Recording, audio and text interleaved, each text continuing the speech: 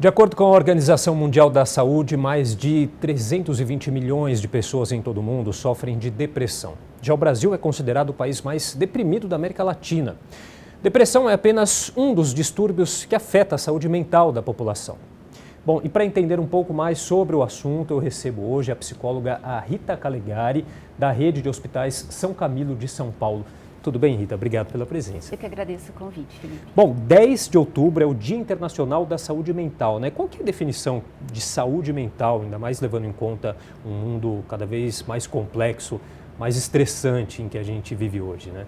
Há um tempo atrás a gente falava que saúde no geral, era a ausência de doenças.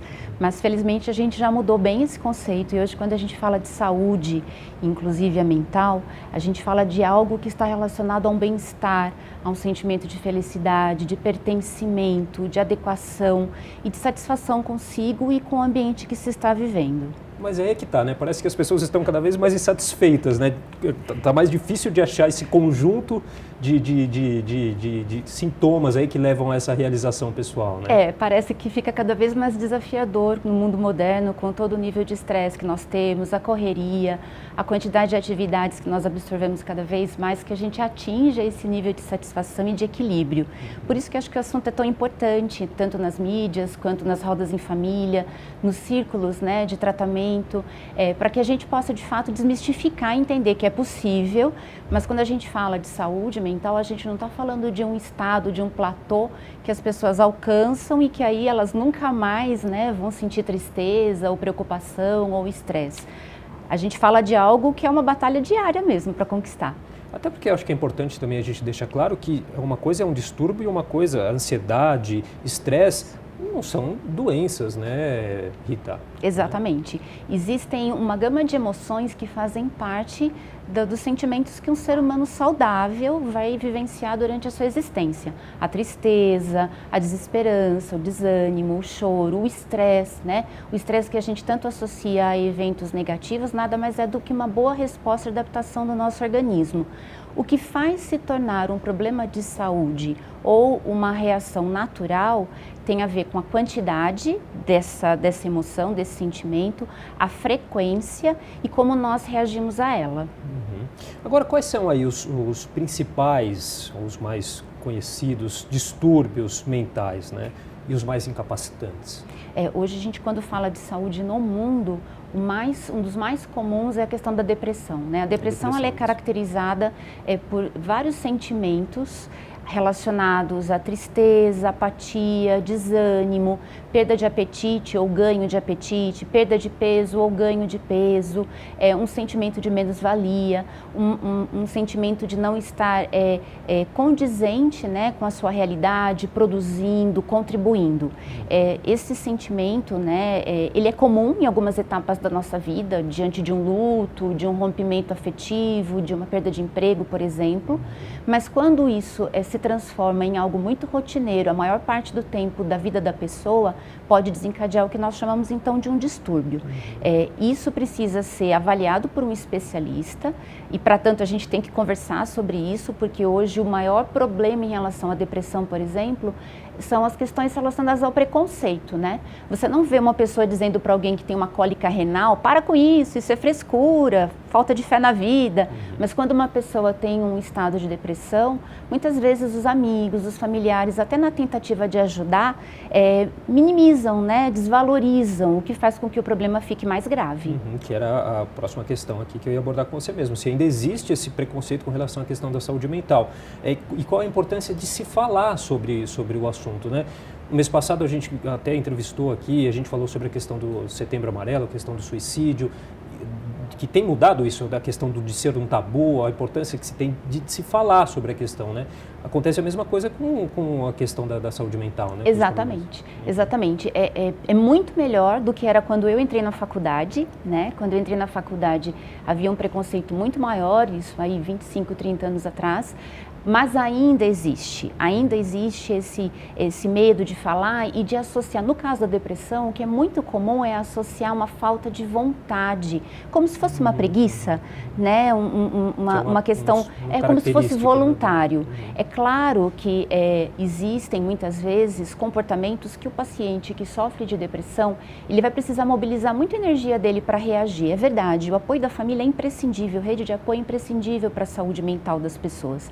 Mas só isso nem sempre resolve, né? Nós precisamos de mais. E aí o diálogo justamente visa diminuir o preconceito, fazendo com que a gente possa expor mais rapidamente possível, quando a gente começa a ter esses sentimentos de uma forma muito constante, e aí a gente consegue um grande salto na saúde, que é trabalhar a prevenção, quando a gente educa e fala sobre isso, ou o diagnóstico precoce.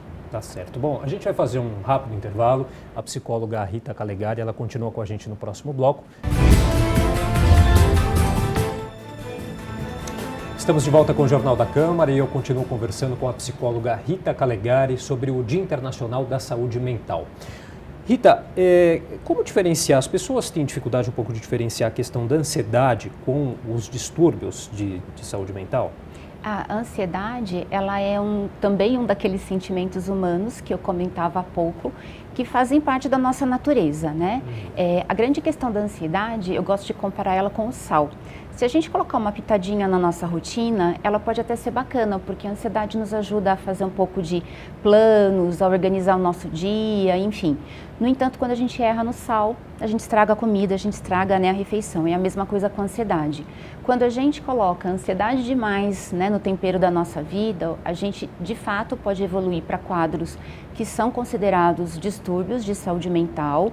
Existem vários transtornos obsessivo-compulsivo, fobias, transtornos de ansiedade generalizada, enfim, a gente tem uma gama de patologias que envolvem ansiedade, inclusive a depressão, né? Muitas vezes as pessoas pensam que a depressão ela é contrária à ansiedade, mas ela é bem frequente que as duas aconteçam juntas, né? Que a gente tenha ansiedade e quadros depressivos conjuntamente. Então a ansiedade ela precisa ser monitorada, né? Porque nessa rotina que a gente vive moderna, talvez seja até mais fácil de percebê-la no dia a dia, porque a gente tem uma sensação de estar sempre correndo, de estar sempre contra o relógio, de estar sempre fazendo mais coisas com menos tempo, com menos recursos, e isso vai provocando um estado de agitação que, se não bem observado, pode evoluir até mesmo para um estado patológico de ansiedade. Agora, esses distúrbios ou até mesmo a ansiedade, ela necessariamente tem que ser tratada com um medicamento? Como lidar essa questão do tratamento? Do tratamento, né? Acho que é muito importante a gente ter uma avaliação de um profissional de saúde, né? Justamente para que a gente consiga classificar em que nível isso está.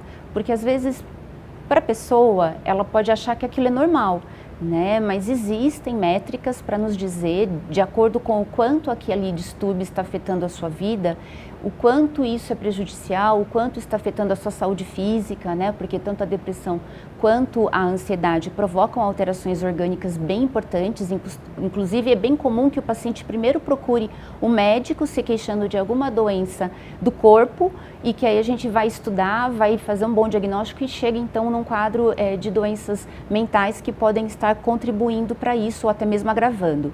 E sabendo então o nível em que este distúrbio se encontra, se ele está afetando ou não esse indivíduo e pensando nas outras doenças que essa pessoa possa ter, porque é diferente uma ansiedade num adolescente, é diferente a ansiedade num adulto, numa criança ou num idoso. É diferente um quadro de depressão ou de ansiedade num paciente, por exemplo, que é diabético, de um hipertenso ou de uma pessoa que não tem nenhum problema de saúde associado. Então, um profissional de saúde, ao entender esse cenário, e isso é personalizado, infelizmente os sites de busca nos dão algumas dicas, mas não conseguem fechar um diagnóstico, a gente consegue então definir o que é melhor para aquela pessoa. É muito habitual que em casos de maior gravidade sejam associados sim medicações, para agilizar o tratamento, para ajudar o paciente a restabelecer o seu equilíbrio. Algumas pessoas podem ficar usuárias dessas medicações medicações por muito tempo, outras não, outras usam por um breve período de tempo, é sempre o médico que vai determinar o início ou o fim da inclusão dos medicamentos para que ele possa recuperar a saúde. E lembrar também de todo o restante. É preciso ter atividade física, alimentação adequada, apoio familiar, espiritual, enfim, a saúde ela é muito mais complexa do que só o corpo. Tá certo, eu queria agradecer então a participação da psicóloga a Rita Calegari, da Rede de Hospitais São Camilo de São Paulo, conversando com a gente hoje sobre o dia 10 de outubro, amanhã, que é o Dia Internacional da Saúde Mental. Rita, muito obrigado pela participação. Eu que agradeço.